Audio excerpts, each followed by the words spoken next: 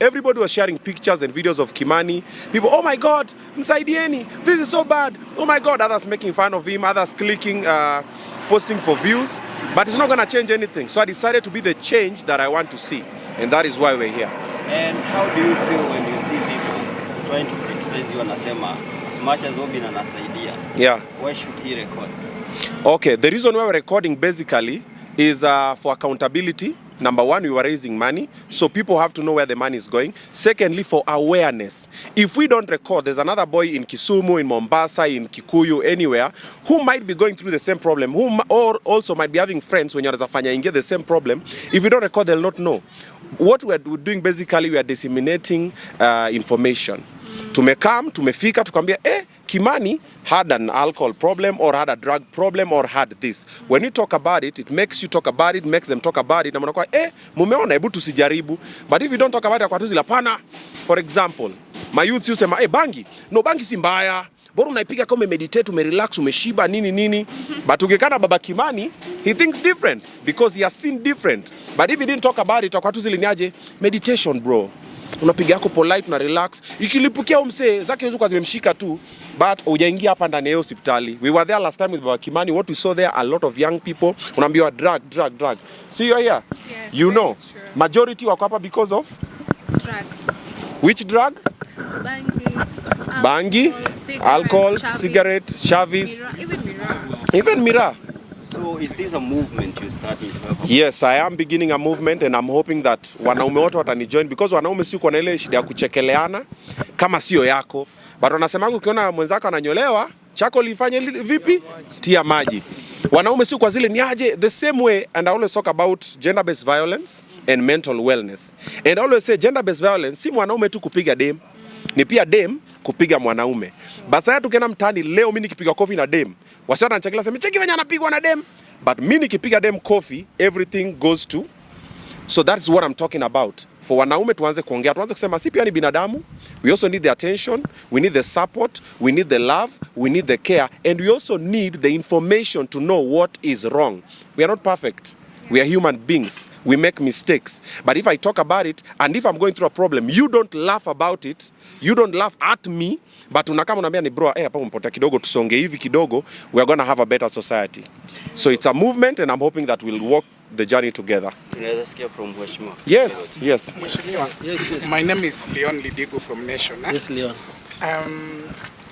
Before President Uhuru Kenyatta left, we used to have a mental health task force, yes, which is no longer functioning, number one. Number two, the Ministry of Health, Department for Mental Health, does not even have a head. He resigned. We're even struggling to get comment from the Ministry of Health on what they've been doing in regards to mental health in the country. So as much as we are talking about awareness, is our system failing us? I don't think whether the system is failing us. When somebody is not there, definitely we have some other guys in acting capacity, so that should not be a reason for us not performing this particular sector. We've seen here the administrators, the doctors in charge. Actually, we've come here for a follow-up case. I was at Obinna's show. Many guys go there for PR exercise. Actually, I normally don't give a false promise. In politics, I want to give you a very good example. 10 years ago, we had a very bad case from Mombasa. The terror attack on the church where a baby was shot on the head. Today, I'm with that baby 10 years down the line, and I'm still taking good care of that particular baby. So this is the same case, the reason why I'm here. Obinna raised Kimani Mbugua's case and our sister Eunice. I'm here to do a thorough follow-up on that. We promise to clear the medical bills and maybe transfer the patient to another rehabilitation center in Mombasa. By that, I don't mean that Mathari doctors hawajafanya kazi, no.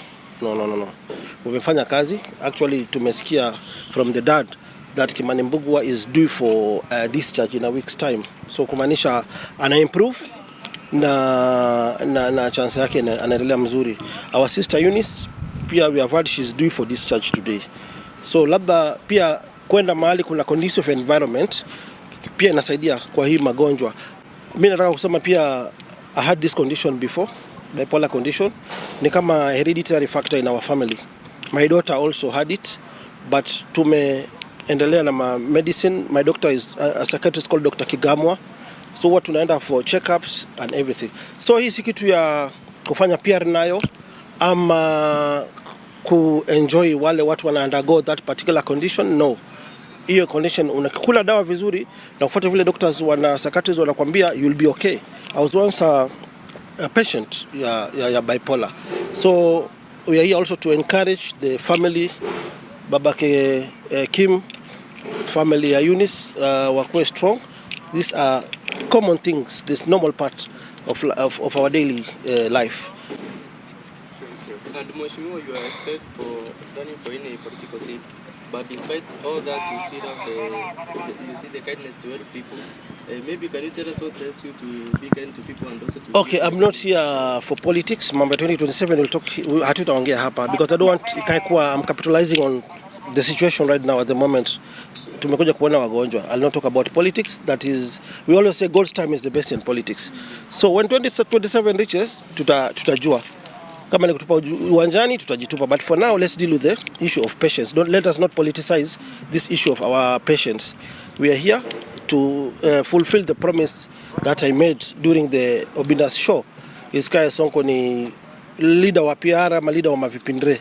I'm not here for vipindre. I'm here to help. Vile nilikuwa nime promise hapo mbeleni. So for another forum I'll be able to answer that, but for now let's deal with the issue that has brought us here. Yeah. Obinna, Yep. I have a question for you, considering you're a seasoned journalist. Okay. Actually, I was Obinna's intern. Yeah. Yes. So, Obinna, borrowing from Kimani's lesson, are we as journalists in our line of work prone to mental health and substance abuse issues? Yes, we are. There's been that discussion that we are not really talking about.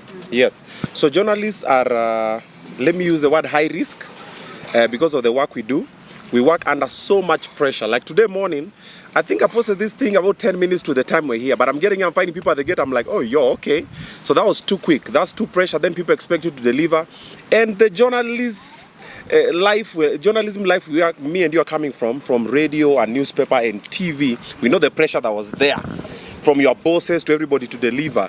And then sometimes the remuneration is not worth the whole hassle. Then also backlash online, people expect you to live a certain way. They forget that journalists are also just human beings. So sometimes, when a man lacks purpose, they distract themselves with pleasure. So that's why you find umevutwa job ama una hustle ama wiki yote hujapatiwa any report kufanya ni nini. What do? Mnakunywa wapi? Wacha nipitie base.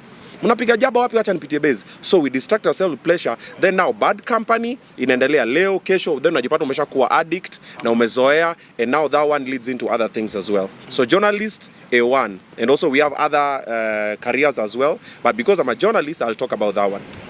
Now, part of something that was said during your show, something that came out clearly was the fact that our friend joined the media industry when he was so young. Yeah. Is age factor and exposure to that media kind of environment another risk factor, and how can that be addressed? No, age is not really a factor to be a journalist. It's just, I will talk about personal self-esteem, because we have journalists who started at a young age and they never changed. We have ones who started at a very older age and they changed. It depends with the person. Your personality, how strong is your personality?